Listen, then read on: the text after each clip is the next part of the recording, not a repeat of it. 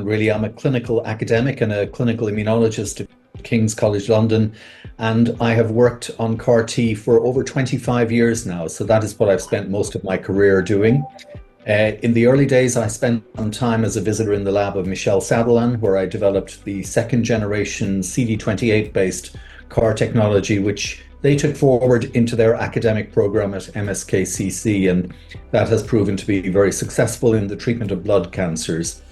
I've spent most of my career at Guy's Hospital in London, and my focus has primarily been on solid tumours because that's where all the cancer is, frankly, and we have struggled to achieve the same level of success in the context of solid tumours as blood cancers, although I suspect that that is going to change sometime soon.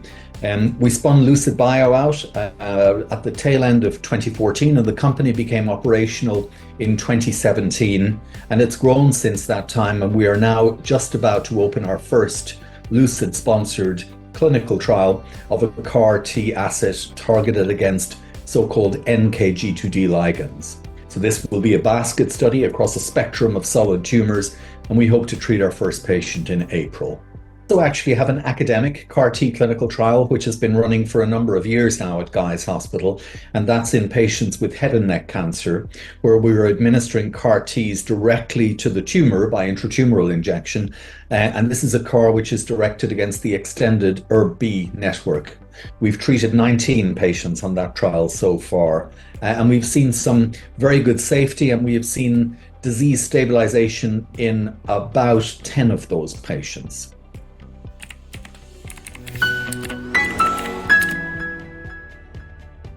Develop CAR Ts usually involves collecting T cells from the patient in the first instance. And most commonly, that is carried out using a procedure known as an apheresis, where the patient has a cannula put into a vein in the arm, and their blood flows through essentially a glorified centrifuge, which can then extract those T cells whilst returning the other blood components back to the patient. Those T cells are then transferred into an ultra-clean laboratory environment. It's known as a GMP, or Good Manufacturing Practice facility, which, as I say, is ultra-clean. And within that facility, the T cells are genetically engineered so that they can recognize the patient's tumor. The way in which that genetic engineering is carried out most commonly involves the use of a viral vector, a retrovirus or a lentivirus, and that vector delivers at least one new gene into those T cells and thereby reprograms the T cells so that they can recognize something on the surface of the tumor, but not on healthy cells within the patient. So that's what I mean about this being personalized. The cells come from the patient and they go back to the same individual from whom they've come. And that does enhance the safety of the approach. It would not be safe generally to transfer T cells from patient or from individual A into individual B, because those T cells would attack the recipient as though they were foreign. However, it should be said that CAR T can cause significant side effects in patients, and the real driver behind this has been the tremendous efficacy of this approach in selected blood cancers. That's what makes all of this, in a sense, I suppose, worthwhile.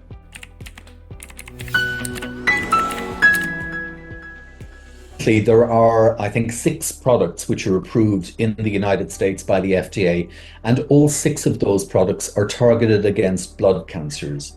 So the kind of cancers I'm talking about would include B-cell acute lymphoblastic leukemia, B-cell non-Hodgkin's lymphomas of various subtypes, and also multiple myeloma.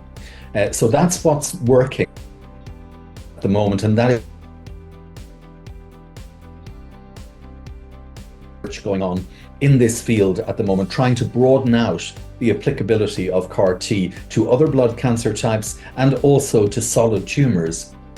And solid tumours have traditionally been quite difficult to treat with this approach, but recently we have seen some very encouraging data, particularly emerging from a group in Rome, Italy, treating children with neuroblastoma, where in their clinical trial as untreatable children, and a partial regression of disease in a further 30% of these kids. And that's what provides tremendous encouragement, I think, for the field to believe that we will soon begin to see real breakthroughs in the application of CAR T to solid tumors, which of course account for at least 90% of all cancers.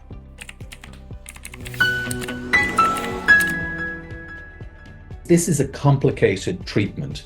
It's complex to manufacture, generally because it comes from patient T cells. It's not available immediately at the time that the patient needs the treatment. So there is a window during which you need to treat the patient in some other way whilst they're waiting for this CAR T product to be produced. And it's delivered currently in highly specialized centers, generally centers which undertake stem cell transplantation. So there are a number of hurdles to the effective delivery of this kind of approach. The other point I would make is that CAR T is really a brand new way of treating human disease. And so there's a huge, steep learning curve for a lot of people who are, the oncology community, for example, are familiar with the administration of chemotherapy, radiotherapy, targeted drugs, biologics such as monoclonal antibodies. Cell therapy is something new. And so there is a learning curve for very many people. And we also need to put an infrastructure in place to facilitate not only the manufacture, but the clinical delivery of these therapies. But I think what we are seeing nonetheless is year on year, we are seeing a steady increase in the uptake of these therapies. And we are also seeing a broadening of their applicability across different disease indications.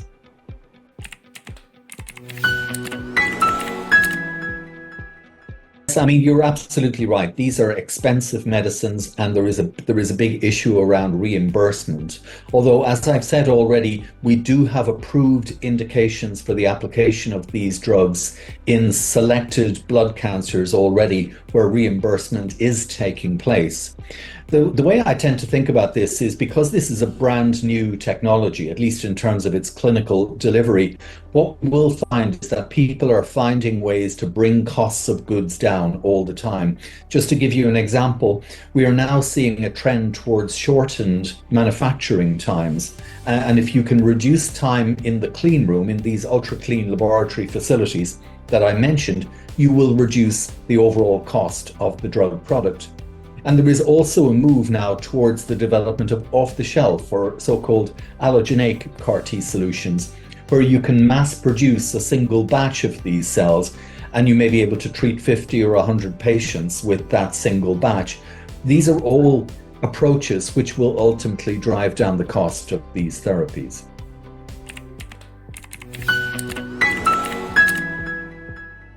The first thing I would say is that generally when CAR T is given to a patient, it is given after the administration of chemotherapy.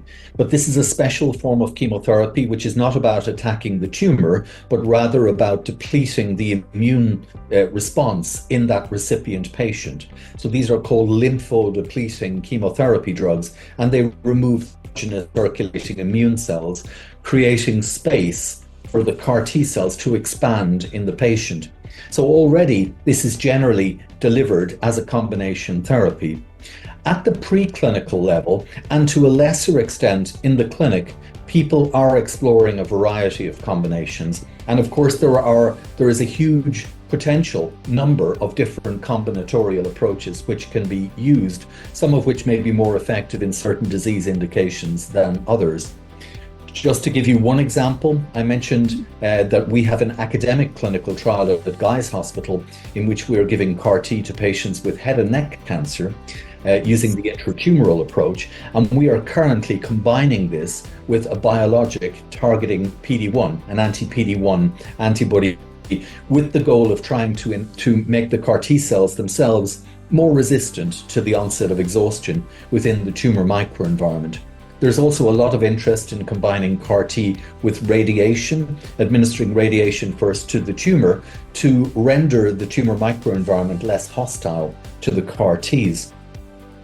In other settings, people have applied chemotherapy prior to CAR T, either to sensitize the tumor to the effect of the CAR Ts or to modulate in immunosuppressive cells such as macrophages, which are found in the tumor microenvironment, in order to enable the CAR T product to work better at that location.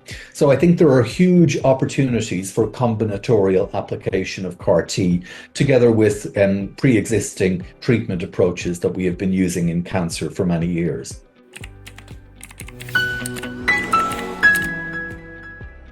So one of the beauties of CAR T is the potential to really to modify the structure of these receptors in a very nuanced way in order to enhance their persistence in patients, their durability, and their potency. So I see a much broader application of CAR T coming in the next 10 years, particularly in the context of patients